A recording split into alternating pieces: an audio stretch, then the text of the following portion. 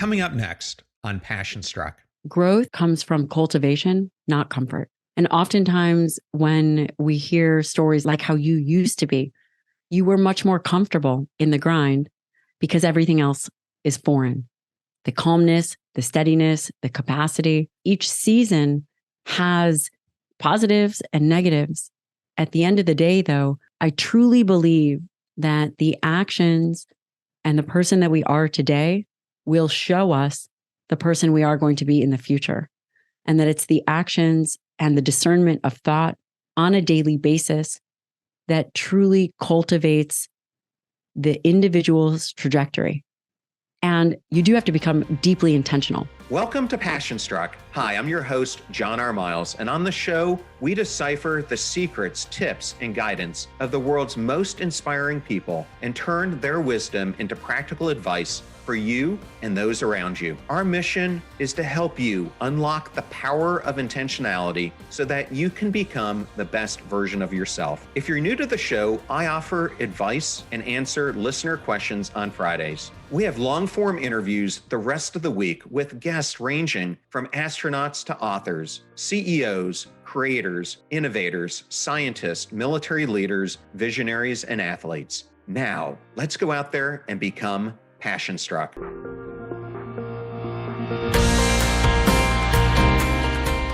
I am so excited and honored today to have the one and only Dr. Gabrielle Lyon. Welcome, Gabrielle. Hi, John. Thank you so much for having me. It's truly my privilege. Well, I've been a long-term fan of your podcast. So when I got the reach out that you wanted to be on the show, it wasn't even a hesitation. I just had to get you on, especially to help support your new book, Forever Strong, which comes out the day this podcast will air. So congratulations on that. Thank you. As writing a book is truly a labor of love. But when you have something important to say that is going to serve the world, you have a responsibility to do that.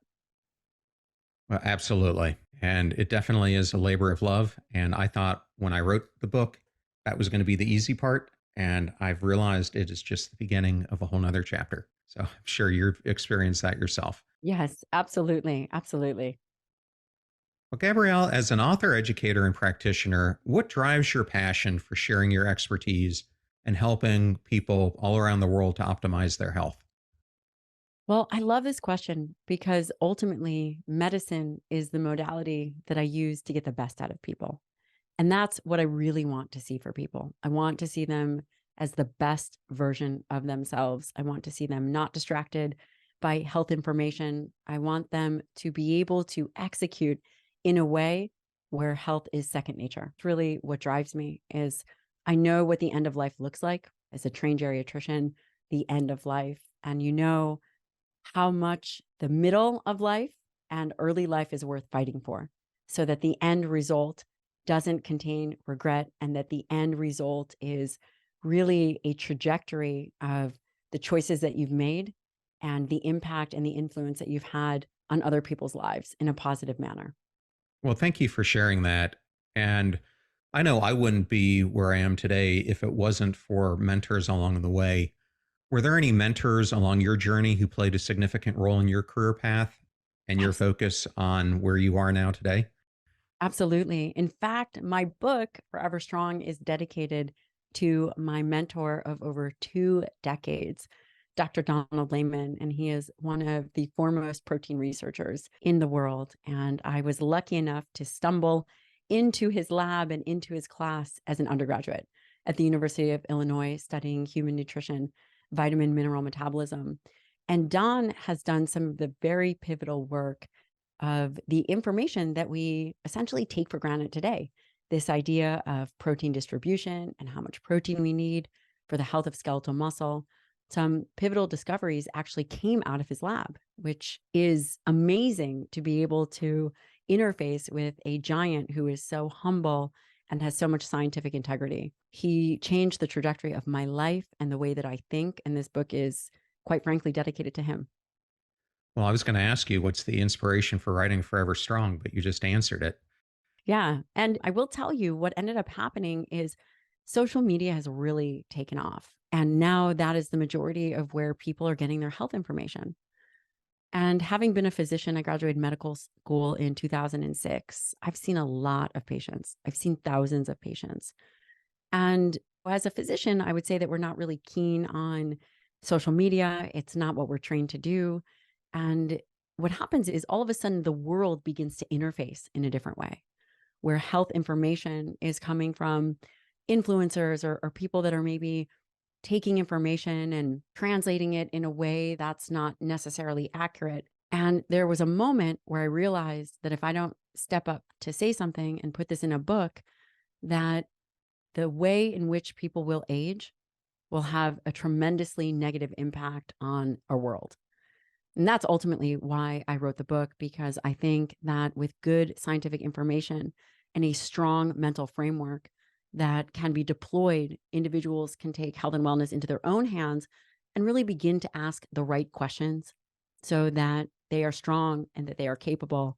John, I've never heard someone say, gosh, I just regret being physically strong. I regret being mentally strong. I've never heard that. And we now live in a space where there's a lot of distraction. And what I see with distraction is that it takes people away from being able to execute something that allows for them to take care of themselves wherever they are, whether they are just graduating college, embarking on a new career path, whether they are a father or a brother or a family member or a CEO or an athlete, whatever it is that they are, however they show up in life, the common denominator for how far they will go is based on, are you ready for this? It's based on health. I have the privilege of taking some of the most successful entrepreneurs in the world and some incredibly elite warfighters. That's part of what our practice does. And the common denominator is their health and wellness. And that is powerful.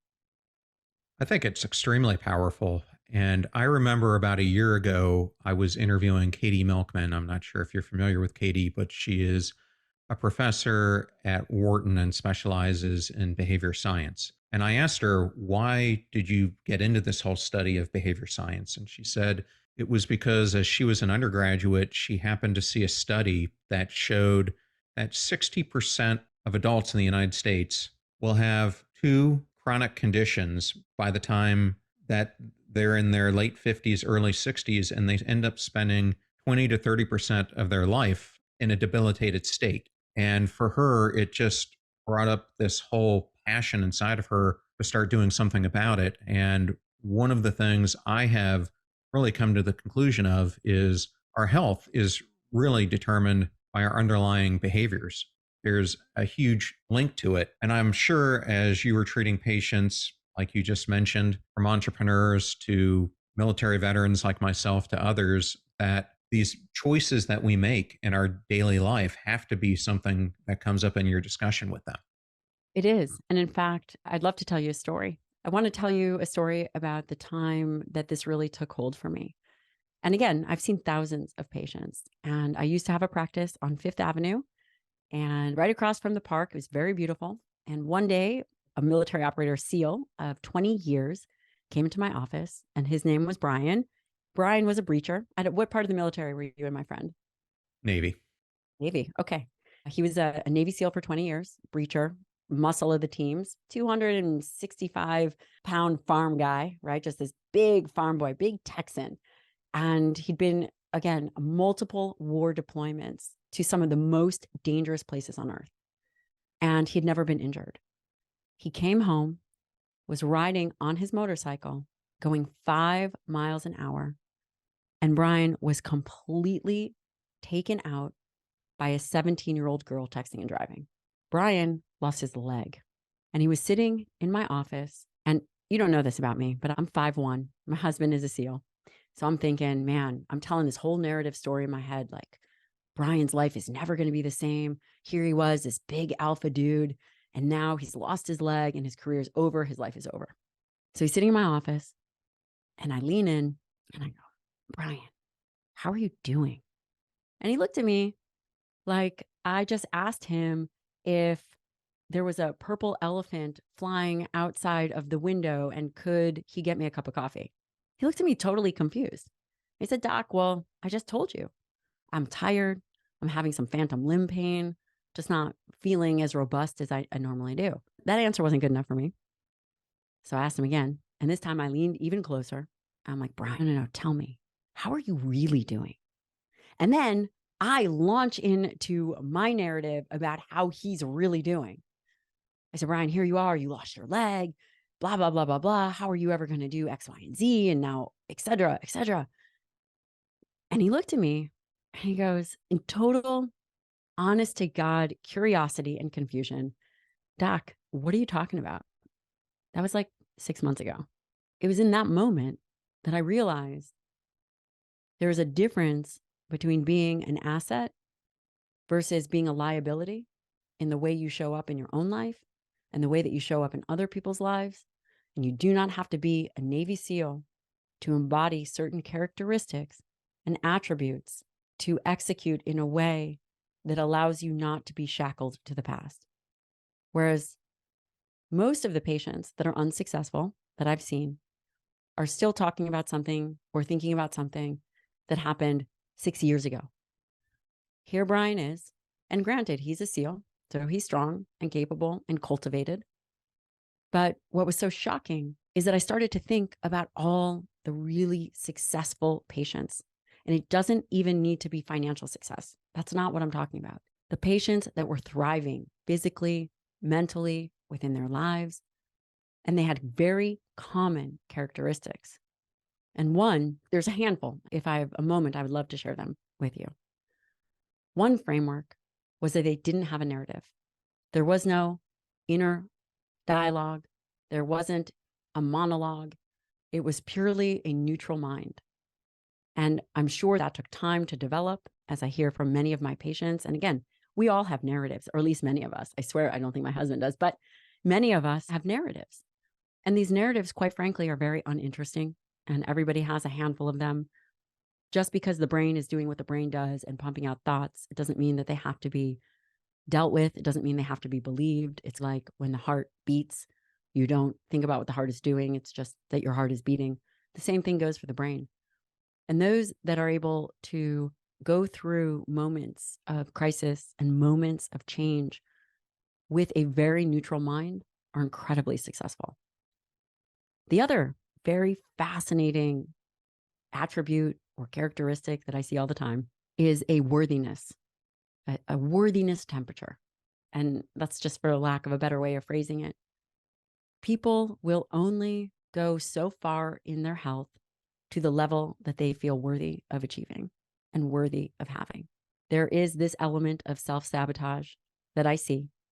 But once you can break through the ceiling of truly and deeply feeling worthy of the physical body, of the physical health that an individual desires, the rest is golden. It's pretty profound. It is extremely profound. I thought you were going to take that story in a completely different direction because I know a lot of people who were breachers, and a lot of them over time, because of the repetitive nature of the concussions that they experience, have a lot of issues with post-traumatic brain injury syndrome, etc. So that's where I thought you were going with it. But that was a truly amazing story. And you're absolutely right. I remember, speaking of traumatic brain injury, when I was in the military, I did a number of deployments. I came out of that experience with a number of brain injuries myself. And I remember not having the best health for a while and really struggling to get answers for what was causing it. And it was interesting because when I started to expose myself to more operators, 99% of the people I talked to, we were all experiencing the same symptoms across the board, which was pretty amazing to me that so many of those things came up. And I decided to take charge of my health, take charge of my life, take charge that I wanted to get back to having the cognition that I had before the injuries. And I intentionally went on the path to do it. And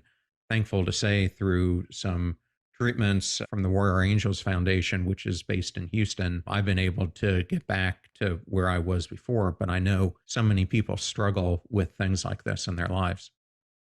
Yes, I would actually love to connect with that group. I'm not sure if you know this, but I sit on the medical board for SEAL Future Foundation and Hunter 7, which is early cancer detection. And again, I had mentioned that my husband was a SEAL. He's actually in SEAL Team 10 for 10 years. He's now a surgeon in his surgical residency. And what I will tell you is absolutely what you're saying is true. And a portion of our practice currently, our current practice, is dedicated to elite operators for exactly that reason. We do see a lot of head injuries, and we do see a lot of hormonal imbalances, a lot of gastrointestinal issues. We send many of these guys to parasitology. All of this to being said, what I appreciate what you had mentioned is that you took matters into your own hands and you executed and you identified where potential weakness was. That leads me to another characteristic of some of the most successful patients that I have is that it's not so much that they are focused on their strengths. It's that they are all deeply aware of their weaknesses. Obviously, a head injury is not a weakness per se. However, a head injury will have you operate, if untreated, in a way that generates weaknesses, whether it's in cognition, whether it's in mood, whether it's in sleep, whether it's in subsequent hormonal issues. And the most successful patients are all deeply aware of their personal weaknesses, which goes counterintuitive to much of the discussion today, is focus on your strengths. Ignore your weaknesses and focus on your strengths. But for example, if someone listening doesn't realize that when they get stressed, they will reach for a beer, that beer becomes 2 beers, that beer becomes 3 beers, then that beer becomes a whole host of distractions of not getting work done, of not connecting with a family member, of not moving the needle forward for the dreams and ambitions that the person has set in place for themselves. Being aware of weaknesses is the fastest way to course correct any health and wellness goal. I'll give you an example, another example. Individuals that are trying to lose weight or optimize body composition. The human animal is incredibly predictable. It is so predictable that I can tell you an archetype of a high performer. Late nights, and I'm sure your listener is thinking, okay, well, is this going to be me? Am I going to raise my hand? Late nights, and John, I bet you are guilty of this. Late nights, early mornings, minimal sleep, lots of obligations and tasks for execution, frequent travel, put any health-related tasks off to the back burner, high stress, crash and burn, and then do it all again. There is this ebb and flow as people go through life, and each time, each cycle, each season, they are shocked by the underpinnings that take away their health and wellness. I'm here to tell you that you are predictable, and that when you account for these predictable behaviors, you can put things and actions in place to circumvent that. Yeah, I have to tell you, Gabrielle, when I was a senior executive for many years at Lowe's and Dell, I did just that. I was burning the candle on both ends. And I was just in this chronic state of living in stress. And Right. it took a toll on everything: relationships, my ability to function, my health, my mental health, my emotional health. And what I realized coming out of that, and I had a great career coach who took me under his wings, was I was living on a stool that had one support, and it was the constant grind. And what I needed was a stool that had multiple supports that were anchored in physical health, emotional health, spiritual health, etc. And when I made that switch and became intentional about those other aspects of my life, everything started to change. And it's so important. And I know so many people are just like I was. It's one of the reasons why I started this whole podcast, is because so many people are burned out. They're emotionally numb. They feel hopeless in their situations. And I think it's important that you and I are both telling them that's a choice. And you also have the choice that you can change. And when you do, life is so much better on the other side of that, when you just, no matter how hard it may seem at that moment, come out of that situation you're in and start taking those actions to change. Absolutely. Growth comes from cultivation, not comfort. And oftentimes, when we hear stories like that, like how you used to be, you were much more comfortable in the grind because everything else is foreign. The calmness, the steadiness, the capacity. In fact, I even find myself now, as I'm going into this book launch, when I have a moment where there's nothing for me to be doing, it's odd. It's weird. And I have to catch myself because each season has positives and negatives. At the end of the day, though, I truly believe that the actions and the person that we are today will show us the person we are going to be in the future. And that it's the actions and the discernment of thought on a daily basis that truly cultivates the individual's trajectory. And you do have to become deeply intentional, right? So I wrote this book, Forever Strong. And this book also, as much as it is a nutrition book, as much as it is a book that reframes our current thinking about health and wellness, it is also a book that is about the psychology of mental optimization. There are three major parts to this book. It is the nutrition aspect, it is the physical aspect, and it is the mental framework for execution and excellence, because I truly believe that it's never too late to be forever strong. And being strong is an action.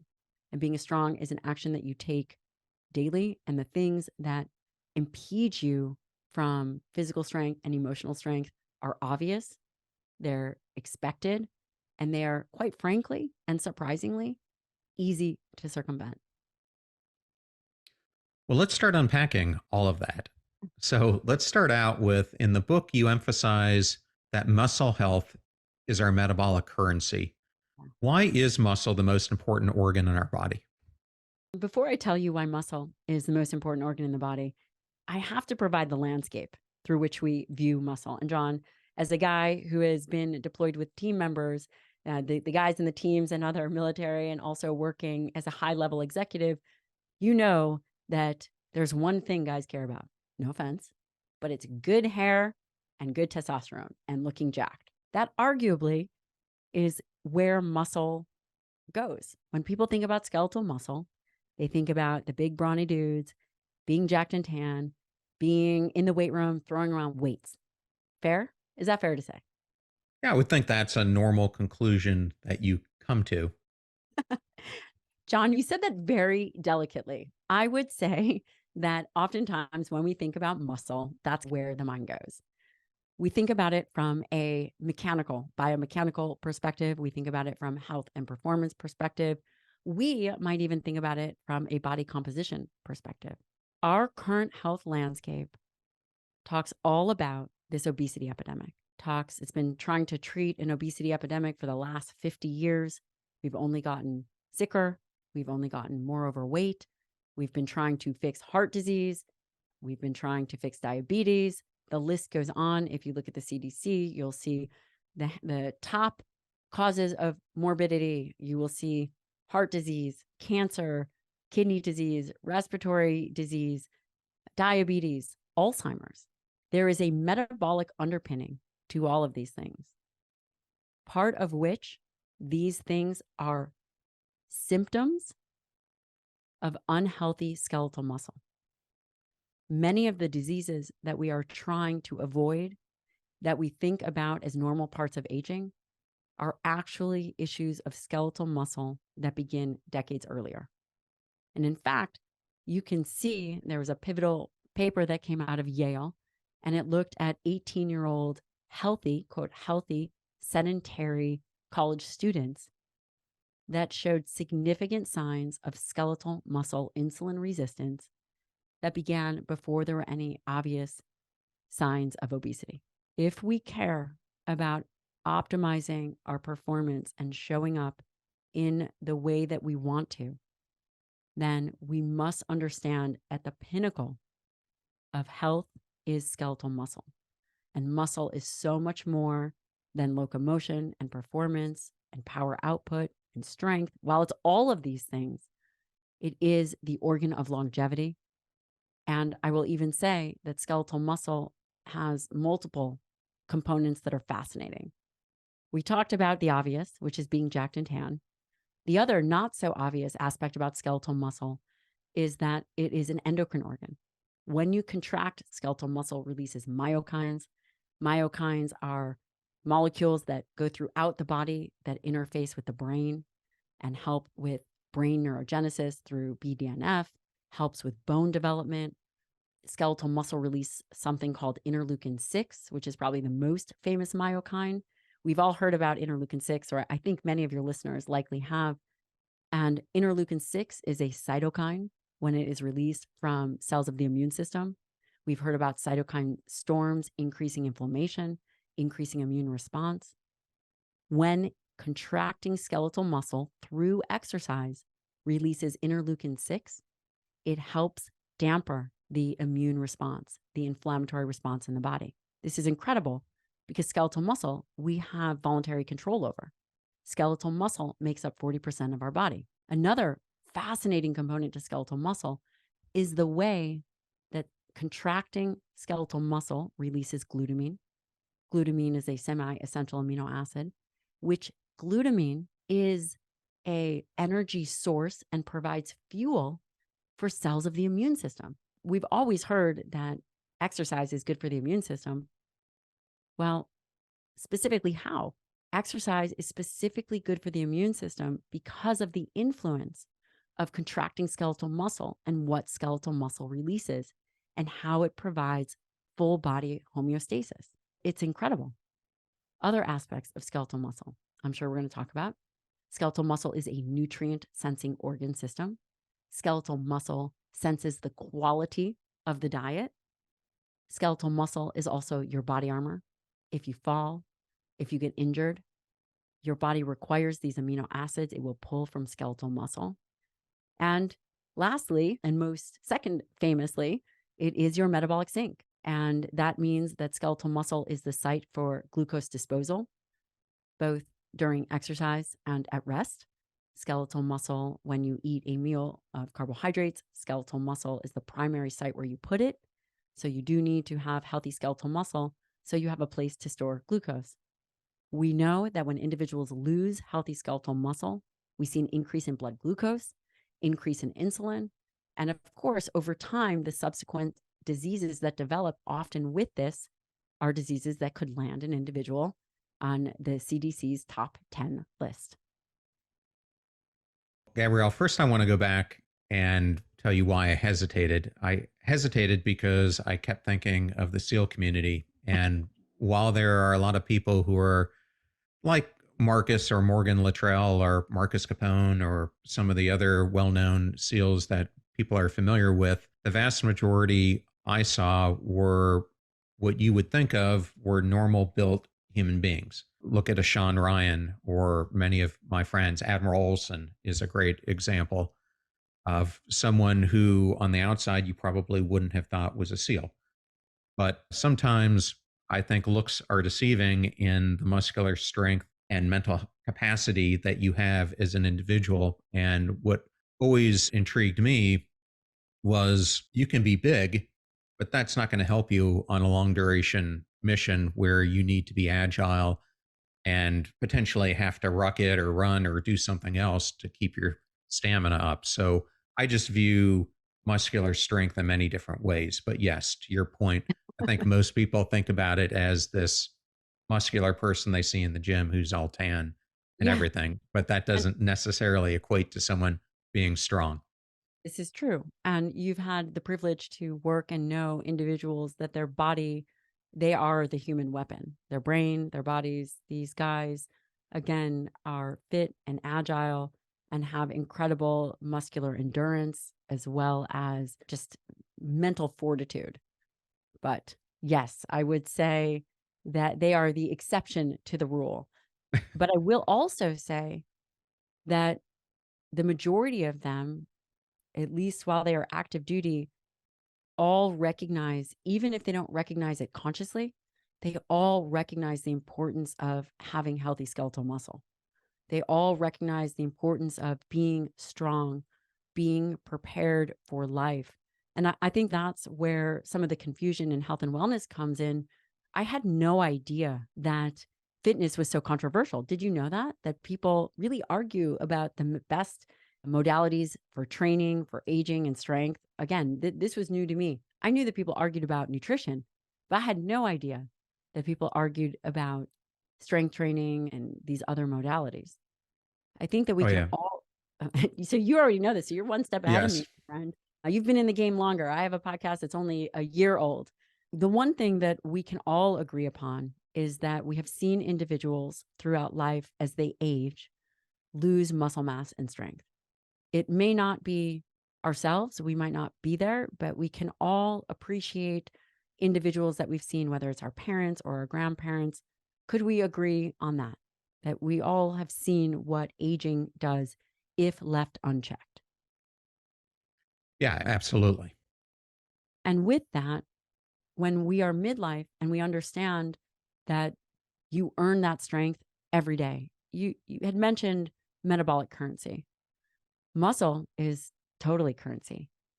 Muscle is currency that is unusual because it can't be bought, can't be sold, can't be traded for, can't be bargained for.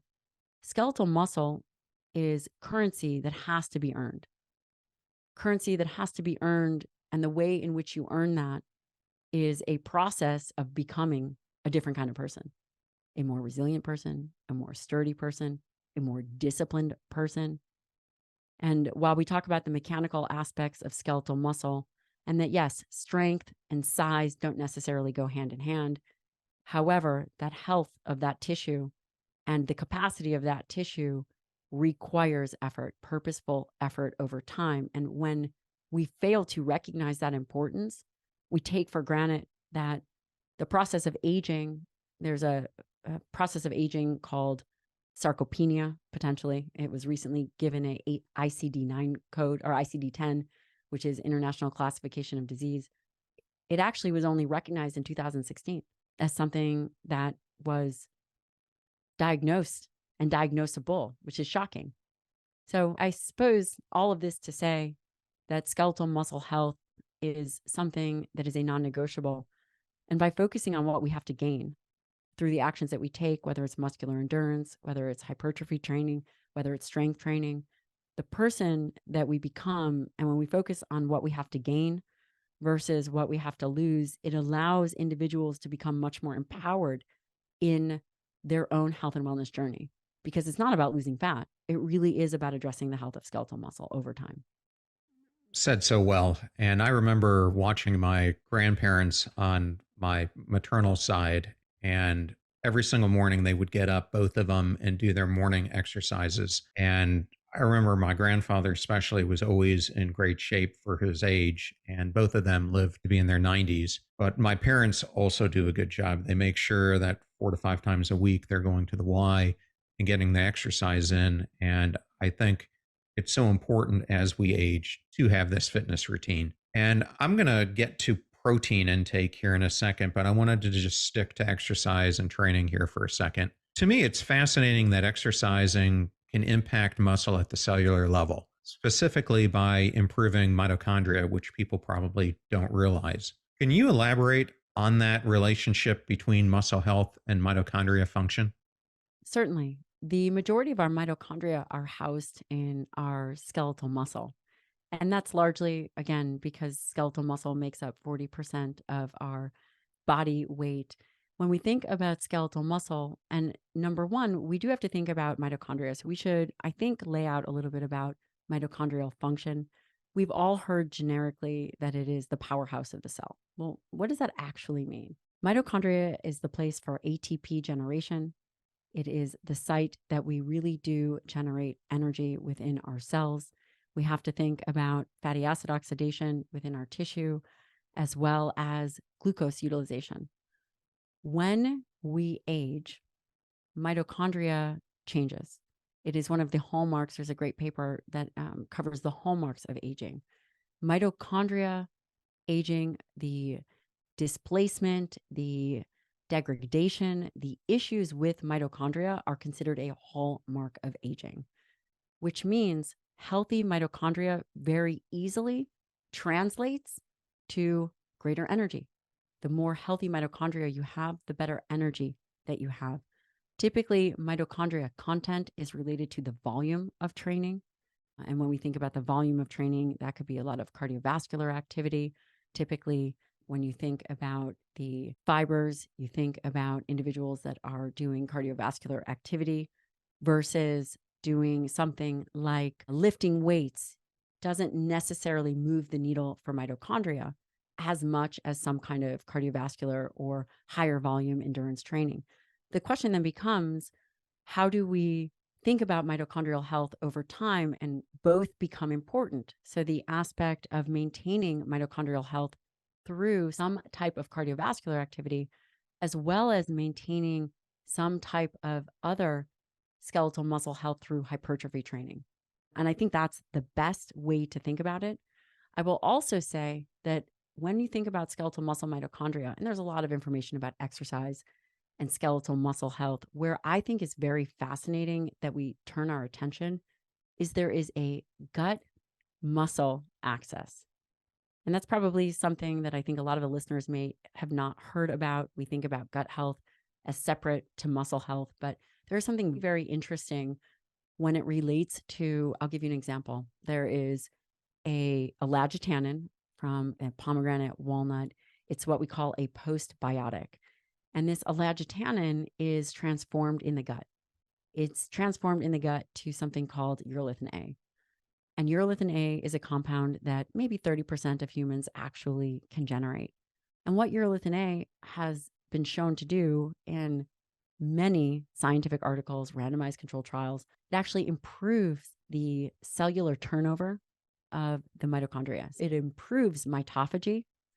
It improves the clearing out of old mitochondria and the generation of new mitochondria, all while leveraging something that came from the gut. It's a postbiotic.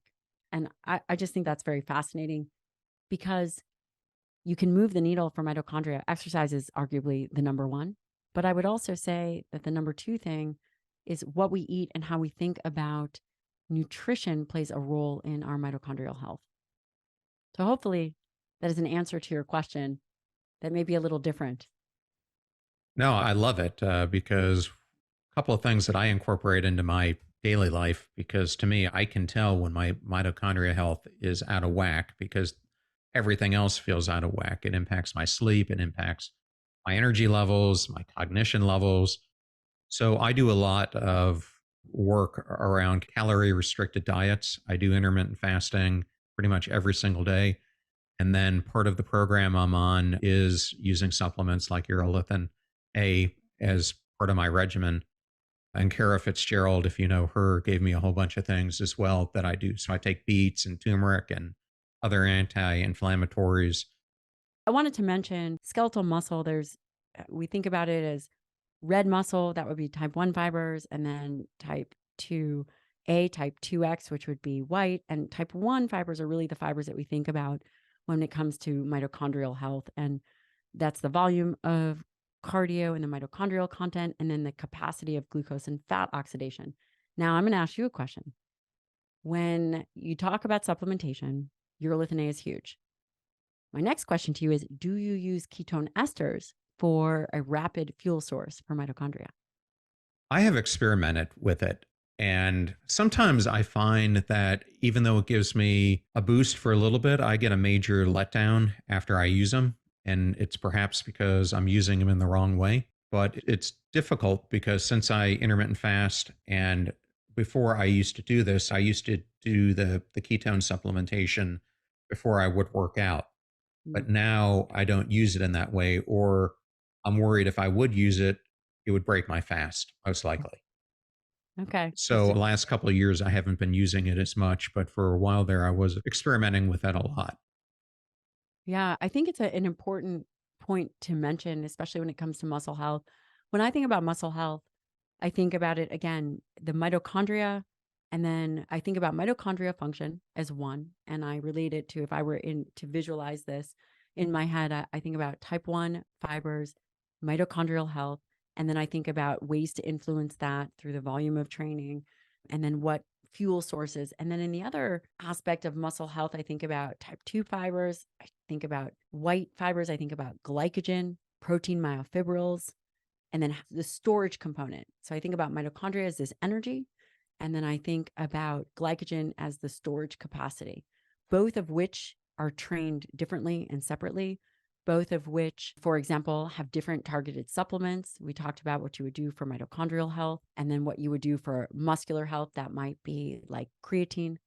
for short bursts of activity, less than 10 seconds, something like that. So I do think that it's important that we train with a specific purpose so that we know what our target is. And by the way, again, as individuals age, like you mentioned, there is this natural decline in mitochondria. It's one of the hallmarks of aging, this decline in mitochondrial function with reduced exercise capacity that is very well documented in the literature.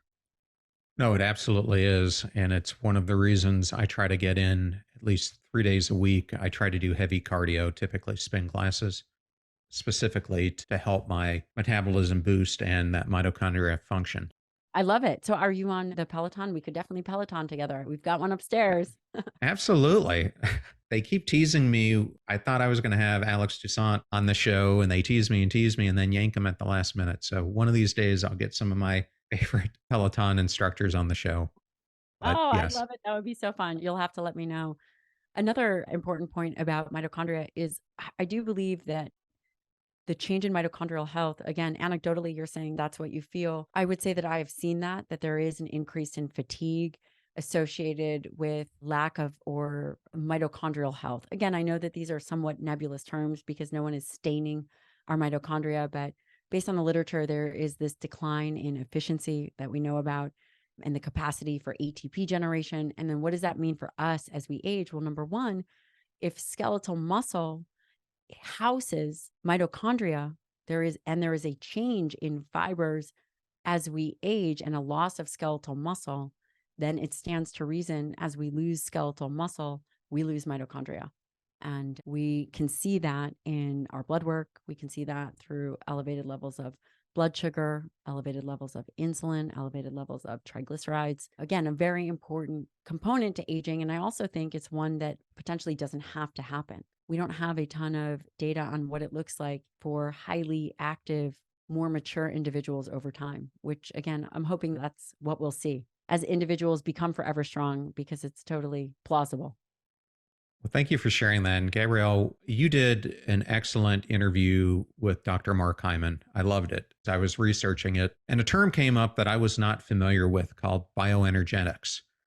And I understand it's an emerging element of this whole muscle health paradigm. Can you explain what it is and why it matters?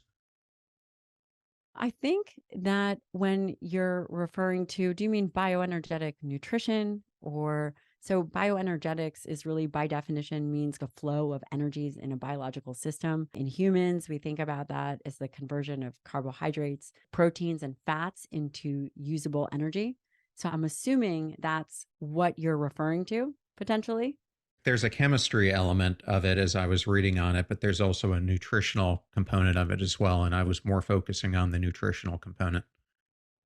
Well, I think it's important to understand that when you think about bioenergetics, what we're really talking about is how are we utilizing substrates? That's the way when I think about nutrition, bioenergetics, I think about how is it that we are using substrates so that we can prevent things like metabolic syndrome, a cluster of pathological conditions that we would think raise the risk of cardiovascular disease, type 2 diabetes, and how do we think about establishing healthy dietary patterns? And quite frankly, what is a healthy diet? That is a question that everybody has. Is a healthy diet characterized by the appropriate consumption of very specific proportions of macronutrients, of carbohydrates, proteins, and fats? I would say that is, and that supports energetic and physiological functions with sufficient micronutrients. So when I think of bioenergetics, I think about how all of these molecules play into a role as well as the macronutrient, but also the non-nutrient compounds. From my perspective, the most important of which is dietary protein. Dietary protein is something that we talk about generically as one thing, but dietary protein is based on 20 different amino acids, all of which do very different things. And each one of those 20 different amino acids have various roles in the body above and beyond what we would say as muscle protein synthesis. There are 9 of which are essential. And out of the 9 amino acids that are essential, I can just give you an example. when you think about, again, if we are agreeing on the term of bioenergetics, this kind of interface between how the body uses protein, carbohydrates, and fats, as well as this non-nutritive component and how everything flows together and how it is utilized.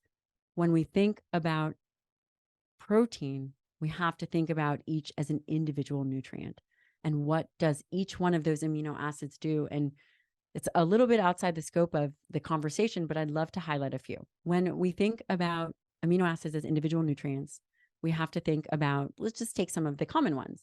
And by the way, when you pick up a label, all use protein. We can agree on that. All use protein. We don't see the 20 different amino acids in protein. And for example, tryptophan is an amino acid, which is a precursor for serotonin.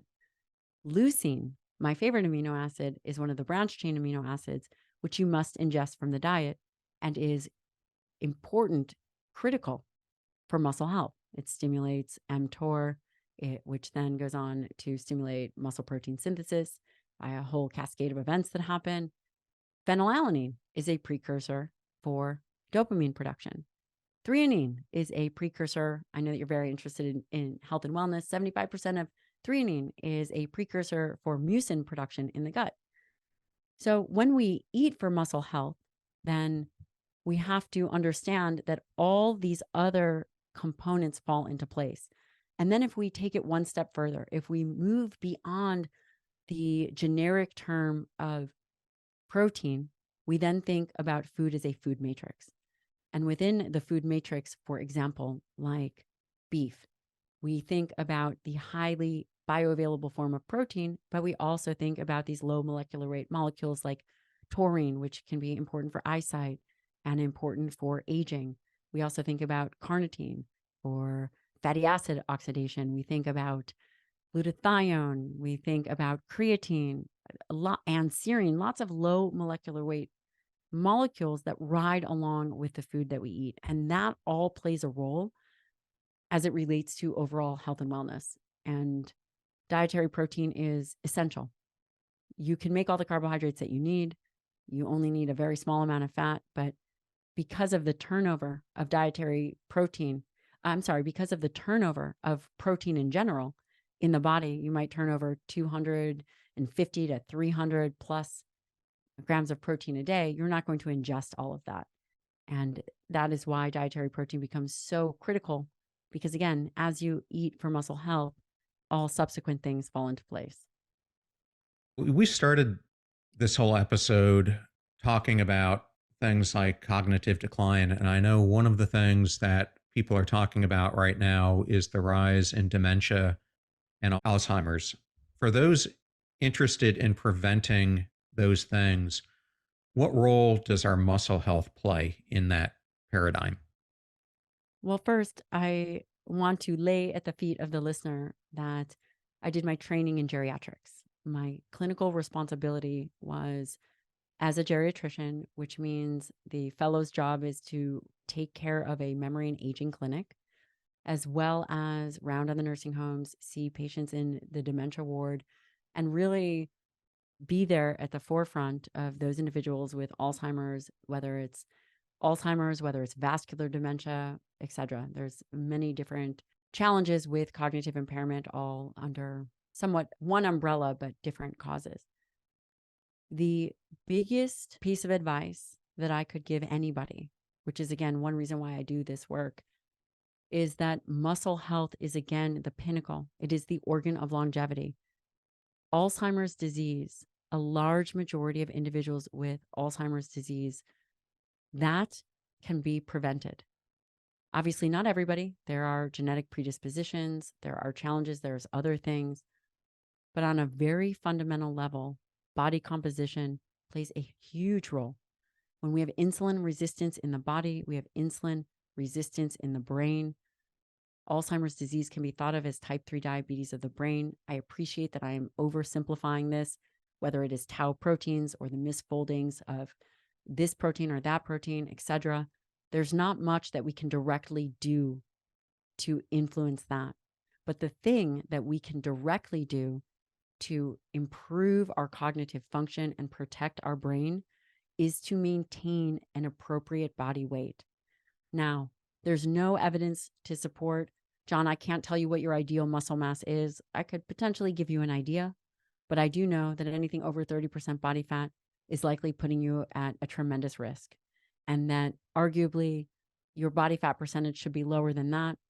And when we swap out skeletal muscle or swap in skeletal muscle for body fat, we do see improvements in triglycerides. We see improvements in the body's inflammation markers like HSCRP. We see improvement in vascular health. Alzheimer's, there's a component of Alzheimer's, which is a vascular disease. But I cannot overstate the importance of healthy skeletal muscle to protect body composition. And again, there's influences from myokines, from contracting skeletal muscle. A large portion of the brain is for motor control. The body is designed to move. The brain is designed to respond, although arguably the brain moves first, something first. And the other aspect of that is sleep. You do need sleep for brain health. It's when the glial cells of the brain clean themselves. When I was a fellow, one of the questions that we always ask is, how much sleep are you getting? Do you sleep with your phone by your head? How much alcohol are you drinking? Alcohol can have a negative effect on cognition. But again, Alzheimer's is not a disease that we take lightly at all. My grandmother died from Alzheimer's disease, and there are components to that are largely preventable. People don't realize how much that sleep plays in amyloid plaque removal and all those things that, if they're not taken care of, can lead to so many blockages of the flow of those plaques not going down through your spinal cord and out of your body. One more Yeah. thing, these issues, just like cardiovascular disease begins in your 30s, these issues begin in our 30s. It's the midlife muscle health that play a role in determining later life dementia. So these diseases that we think that just appear as we age, like cardiovascular disease, they're not. Same with dementia. These diseases begin when we are younger, and luckily, we can actually do something about that. Well, I appreciate you sharing that, Gabrielle. And I wanted to ask, in your patients, what transformations have you witnessed when they prioritize the Forever Strong approaches to health?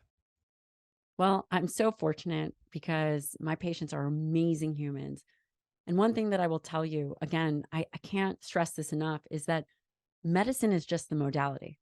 It's just the modality that I use to get the best version out of people and to prescribe. The biggest thing that I prescribe for people is reassurance. Reassurance that individuals will be able to become the person they want to be. Transformations that I've seen is I have seen changes in body composition, weight loss, energy, fulfilling dreams because they now have more confidence. I've seen men transform their lives from feeling like they've got the dad bod to being so tired that they can't function to run with their kids, to transforming not only their personal relationships, their professional relationships, but also feeling like they deserve the body that they know they had in college. I've seen course correction in triglyceride levels. I've seen improvement in testosterone. I've seen, you name it, I've likely seen improvement in these domains. And again, we could go down a million different roads on this patient or that patient, again, men and women. But at the end of the day, it's who they become because they implement structure. They keep integrity with themselves. They're no longer distracted by information overload. People use that as a crutch to say, I don't know what to do. I'm so confused. There's so much information. I've made this book simple so that everybody can read it and everybody can pick up the book, read it, transform their own life, and then they can pass it on to somebody else. And my last question, which I love to ask, is for the listener today, what are some actionable takeaways that they can take from Forever Strong? And what do you hope a reader or a listener will take away from today's discussion? Well, I'll start with what I hope that they take away from today's discussion. Number one, it's never too late to become the person that you desire to be. Whether it's mentally or physically, it is absolutely within your control. Now, from the physical aspect, I hope people take away that they must prioritize protein regardless of what they are hearing. That first meal of the day is most important. For most men, I recommend between 40 and 50 grams of high quality dietary protein at that first meal. And again, The last meal before you go into an overnight fast should also be robust in protein. I outline how to do that. 1 gram per pound ideal body weight. It's a great way to think about it. And the other aspect is that you must train. You must do some kind of resistance training. I do think that it is non-negotiable. I don't think that you will ever regret feeling strong. You could combine some kind of cardiovascular activity for the health of mitochondria. You must add some kind of resistance training. You allow for the health of your skeletal muscle. There's flux, and you have a place to store glucose. And at the end of the day, muscle is the organ of longevity. If a listener would like to know more about you, where is a great central place they can go to? Definitely can go to my website, and that's drgabriellelyon.com. If they want to get to know more about me, I do have a podcast called The Dr. Gabrielle Lyon Show. I just named it that so people could find it. Very active on Instagram. And I have a great newsletter. People can sign up for free. I do a ton of free information, and we look at studies and all sorts of things. But again, I would love to direct people, most importantly, to the website where they can learn more. And my new book, Forever Strong, took 2 years to write. It is an evidence-based guide to getting the best out of yourself.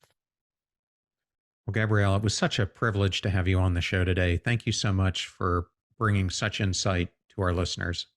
Thank you so much for having me. I really appreciate the conversation. I thoroughly enjoyed that interview with Dr. Gabrielle Lyon, and I wanted to thank Gabrielle and Atria Books for the honor and privilege of having her appear on the show today. You're about to hear a preview of the Passion Struck podcast interview that I did with author, journalist, and designer Simone Stolzoff, author of the new book, Good Enough Job. We delve into how work has become all-consuming and why it is so challenging for us to detach from it. I spent my entire 20s looking for that perfect job. I worked in 4 different industries, all the while looking for that job that I felt could make me the fullest version of who I was. I say that I'm a recovering workist because now, on the other side of 30, as I think about my future and kind of where I'm at now in my career, I've taken an approach that really treats work as one part of who I am, not the entirety of who I am. And I think that approach has actually benefited my work life. It has allowed me to draw better boundaries and be more conscious and intentional about the hours that I am giving to my work.